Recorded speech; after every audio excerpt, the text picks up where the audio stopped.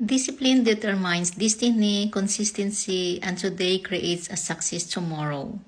In Act Like a Success, Think Like a Success, Steve Harvey makes it clear discipline is the bridge between where you are and where you want to be. Talent without dreams are powerful, but without discipline, they stay stuck in your mind instead of becoming your reality. And so, discipline is doing what needs to be done even when you don't feel like it.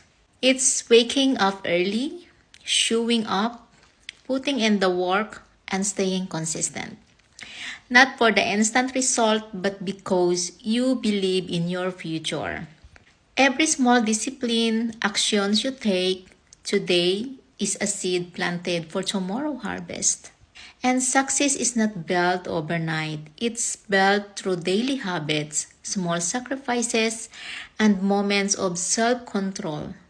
And Steve Harvey reminds us that those who stay consistent, those who stick with it means it's tough, boring, or slow, are the ones who see real lasting success. So if you want to shape your destiny, start with your discipline.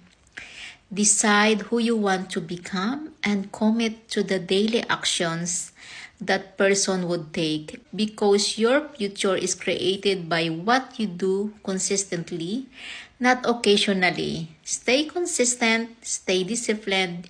Your destiny is waiting. Bye for now.